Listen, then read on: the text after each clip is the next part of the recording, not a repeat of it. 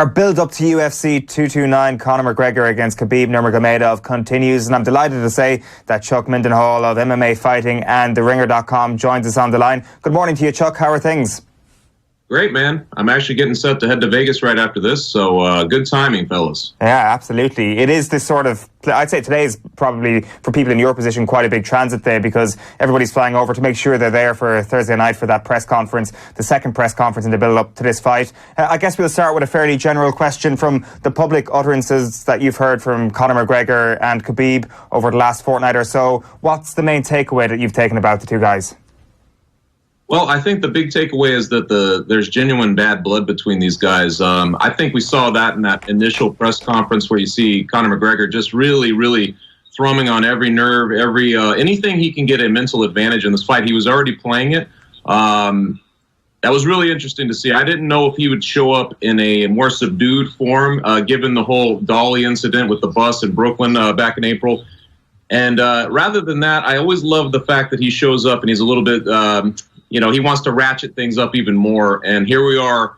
He was already kind of playing that role a little bit. And heading into fight week, just the brief times we've heard him in the media a little bit talking, I feel like it's genuine bad blood. And it's interesting to see Conor McGregor from an emotional standpoint maybe being more involved than he normally would be in a fight like this.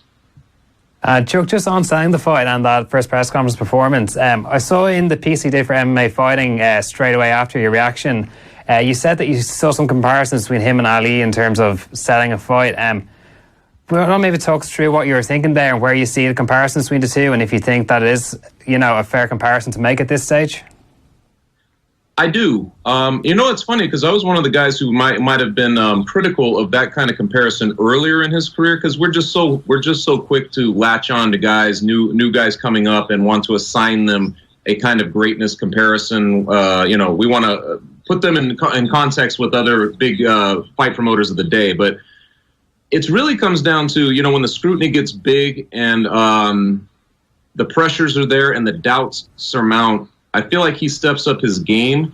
And there's something about that mentality was really what Muhammad Ali was all about. Obviously, Muhammad Ali was coming from a whole different climate, and there was, there was a lot of turmoil in the world when he was when going through it with the war and everything else. But in this instance, I just feel like each time there is added scrutiny, added pressure, added magnitude, we see Conor McGregor show up in rarer and rarer form, not just meeting an expectation, because that's very difficult to do where he's put himself, but actually exceeding those expectations, both in the fight, in the lead up to the fight, and usually come fight night. So in my mind, he is definitely doing that. I think he's tailor-made for promotion and tailor-made for that kind of greatness. When you say you were critical early doors of this comparison, what do you mean by that? What were the certain things that you were critical of? Well, I mean, from the earliest things, going back to the juvenile fights when he was, fighting over in Ireland and England, I felt like before he even got in the UFC, there was a lot of hype placed on Conor McGregor.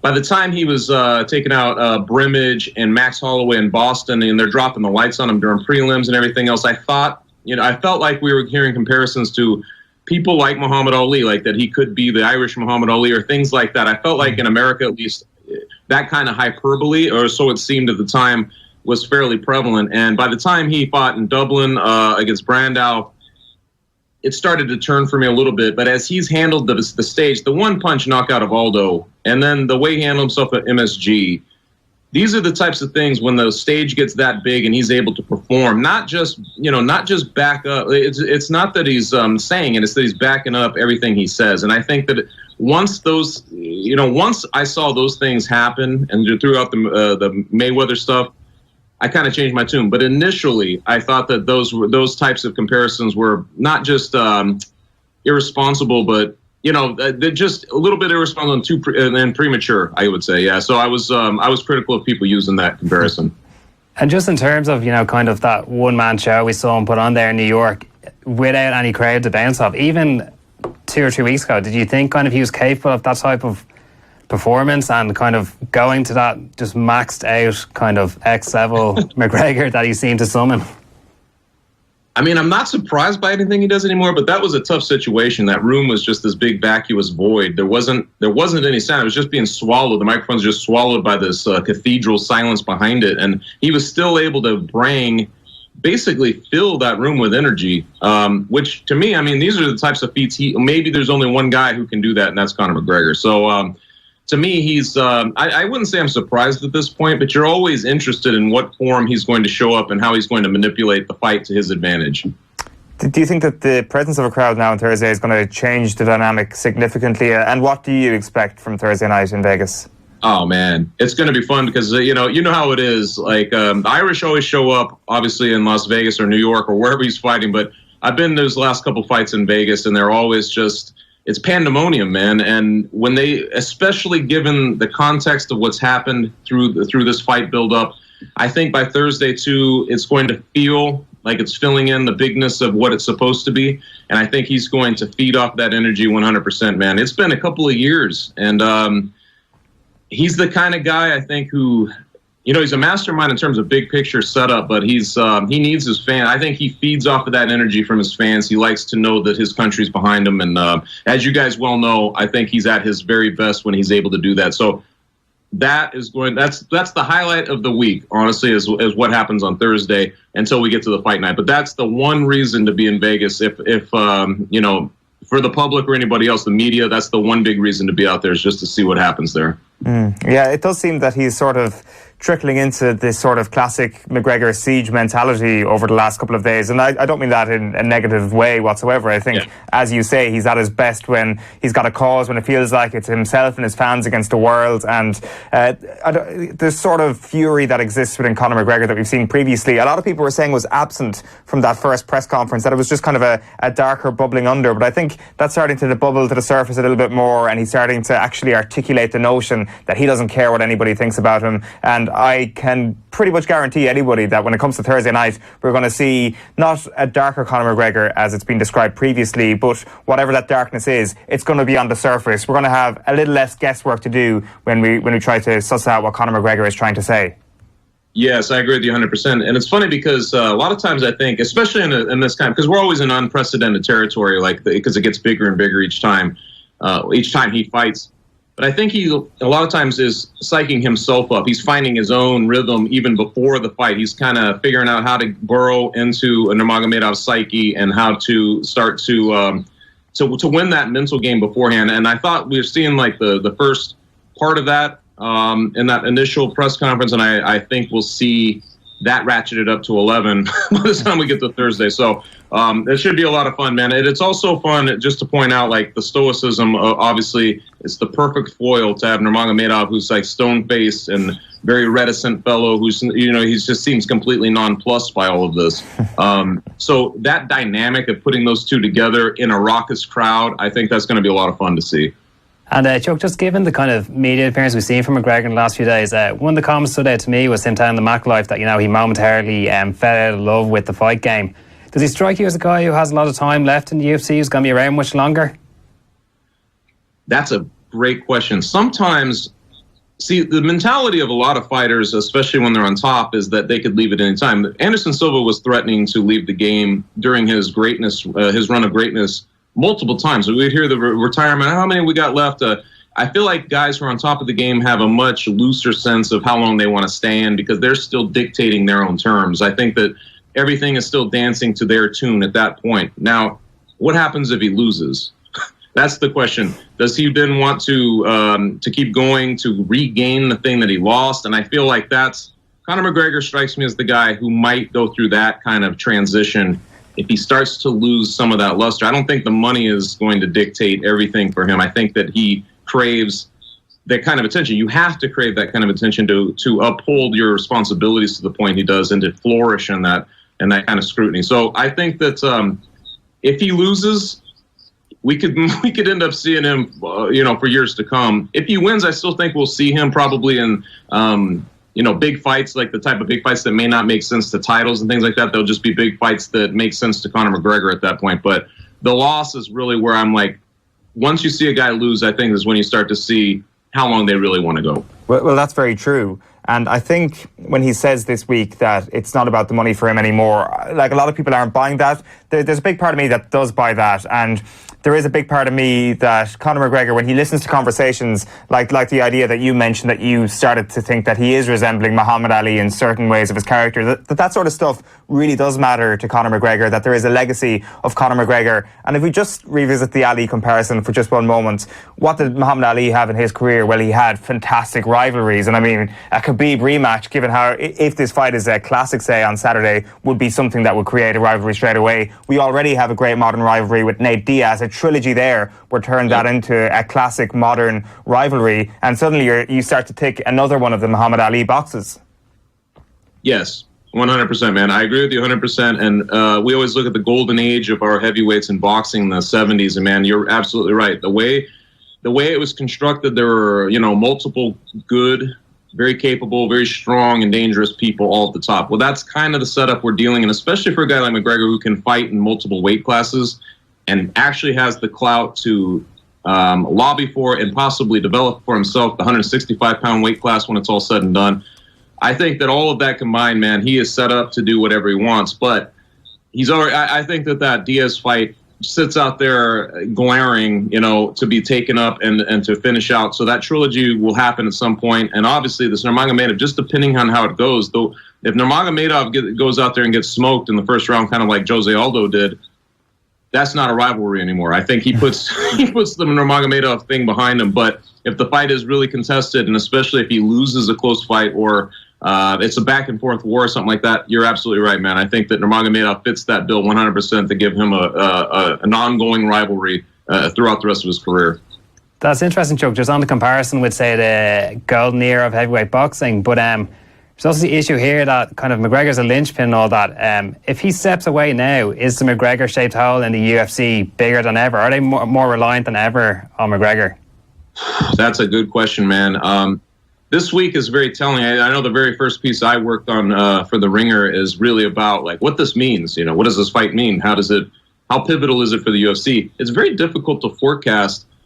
But I do know one thing. I mean, 2.5 million, if that's really the projected total, you have to think, like, if you added up all the pay-per-views of 2018, it falls short of 2.5 million. It's like one event makes up for a mediocre slate for 9-10 months or whatever it is. To me, that's the kind of thing that is just very different. We're not used to it. We're not used to trying to figure out what a guy of that magnitude means. A guy who literally is admired and resented at the same time by everybody on the roster because he's able to accomplish what he does. His greatness is complicated. It's been a weird place you're in.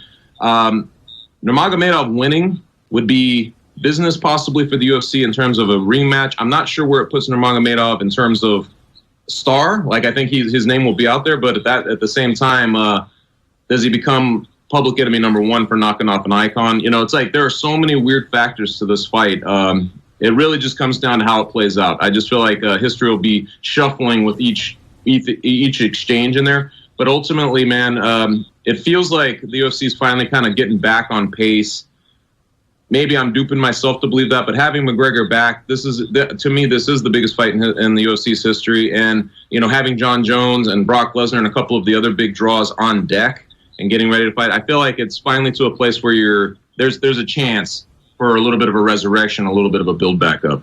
And just kind of on that team, Chuck, one of the things that we've been reading is the pieces you've written for The Ringer about the UFC's CM Punk experiment, bringing over WWE superstar, trying to cash in there. You wrote that ultimately that experiment backfired. Do you think that the UFC will have the same view as you on that? And if they are kind of, missing their McGregor, missing the man who's going to come and fill the coffers, could you see them going for something like that again? Oh, man. Well, I'll tell you, the UFC never agrees with me on any of this stuff, so that's an easy one. But, ultimately, you're protecting the sanctity of the octagon by saying that the best people in the world are actually in there competing to find out who the best fighter in the world is, right? Like, it's all aimed toward that goal. The CM Punk thing was not about that, and I think that is where that experiment failed, because the bottom line was he was never going to be anything. We were watching him in a whole different set of circumstances, which was literally, hey, let's see if this guy can achieve a bucket list thing after training for a couple years with Duke Roufus and all this. How far can he go? And it turns out he just looked bad in there, and I think that's a bad look for the UFC.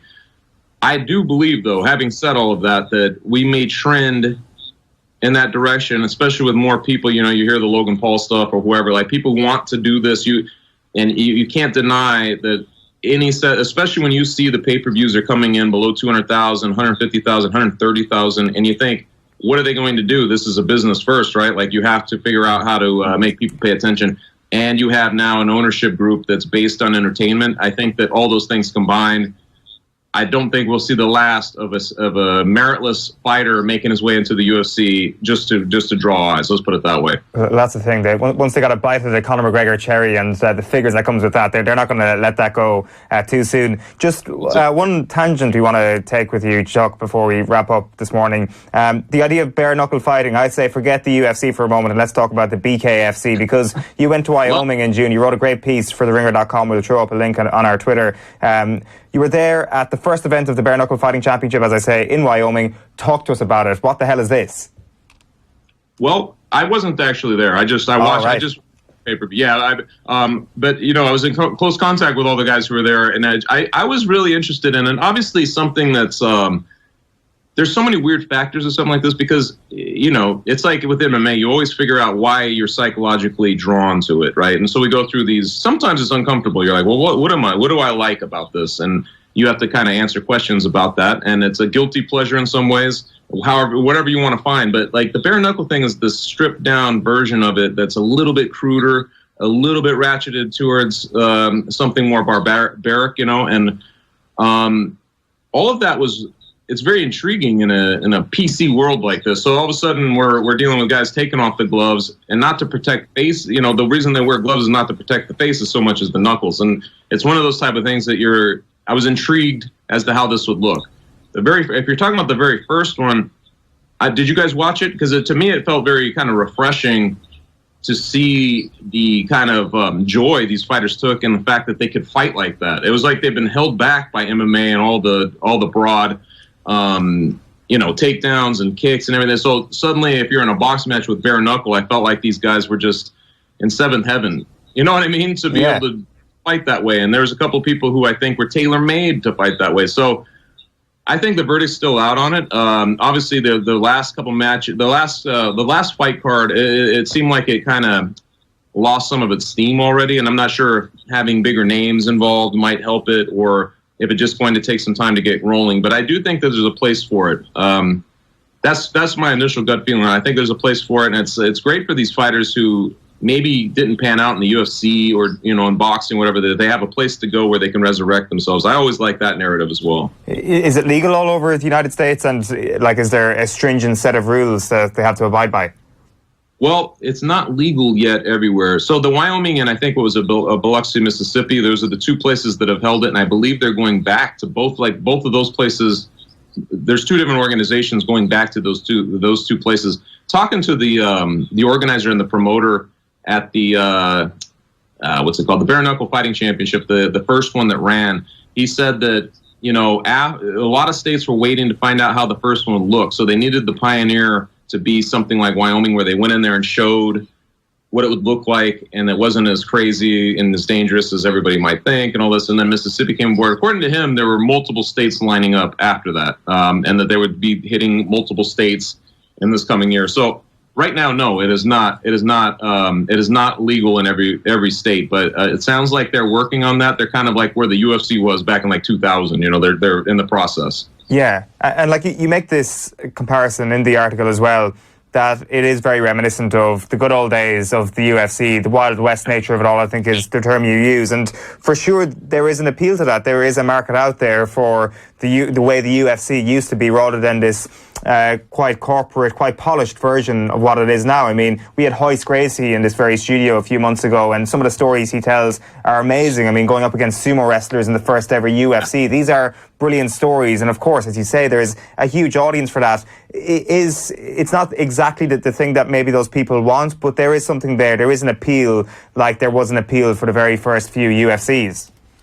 Yeah, I mean, there's still this guerrilla, renegade feel to it, right? You put these two guys in there, and it feels like you're checking kind of your inhibitions at the door to watch something like that. And that vibe, that kind of more underground vibe, or that that's what fed the original niche, right? Like it was like the essence that went into it, that it was outside of the PC world. That the original UFC was it operated and flourished really on taboos, and I feel like that's what the bare knuckle thing is going in for. So the bare knuckle thing is like happily going in for the taboos, whereas the UFC at some point had to start distancing themselves from it. And I think that so that's where the divide starts. A lot of people can look back on the original idea there and be like, hey, we're home. This is what we liked originally. It was just that it wasn't PC and it wasn't polished, it wasn't corporate. And it's kind of like the reinvention of that old thing, that old idea.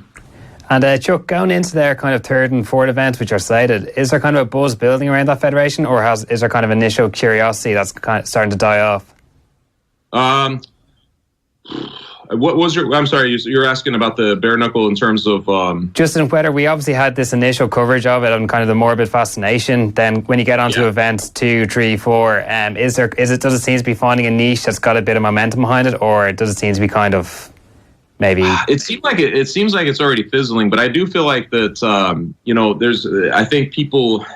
I think that the verdict's still out. I think you're right. We're gonna have to see like 3, 4, and 5 and just see what happens. You have to see what kind of names they bring in, and see if the fights themselves really pan out. Because I thought the second set of fights you saw a lot more technical, and as crazy as it sounds, as counterintuitive, it almost took away from the effect. I think people want to see people going in there with this why not attitude of just throwing bombs and trying to knock each other out. So I think that it's still in the process of identifying itself. And I know one thing, the second event, in terms of traffic, if you're talking about just traffic for web, like hits and things like that, was way, way down from the first one. So that's not a good sign. But I feel like you have to give them a fair shake to, time to see where they end up, maybe first quarter of 2019. But it could be a flash in the pan, man. I mean, let's face it, if they can't get the thing rolling, it won't be able to survive. They won't be able to pump that kind of money into it.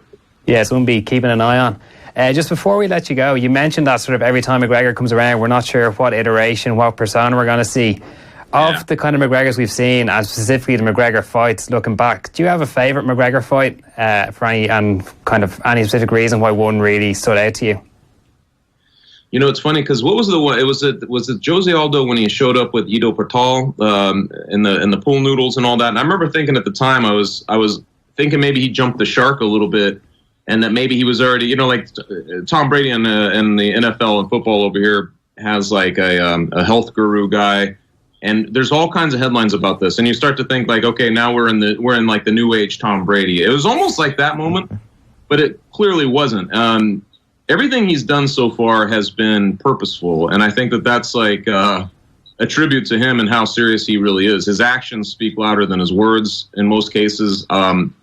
That particular lead-up was very, very interesting. But, man, I got to go back to the first Nate Diaz fight because I thought that, you know how it is with him. Like, I think he really feasts on people's doubts, and it was one of those situations he's supposed to be fighting Dos Anjos, and Dos Anjos gets hurt, and then it becomes Nate Diaz. There's this huge compelling moment where it's like, whoa, we never thought we'd see these two guys fight each other. And the way McGregor sort of handled it, and he was already so full of material, like just like he'd been waiting for this fight to happen, which was crazy. But just the way he showed up prepared and with the one-liners at that impromptu press conference, and to me that was vintage. It just shows you how deep that guy is, man. It was vintage McGregor. So I think that so far that is still my favorite, just given the circumstances. Yeah, it's interesting you make the Tom Brady comparison, TB12, proper 12, all the stars are aligning here between these two superstars. Chuck Mindenhall, thank you so much for your time. It's been great to chat to you. Enjoy Thursday night, but most importantly, enjoy Saturday night. All right. Thank you, fellas. Appreciate it. OTB AM. Thanks to Screwfix.ie, championing the trade with a dedicated call centre.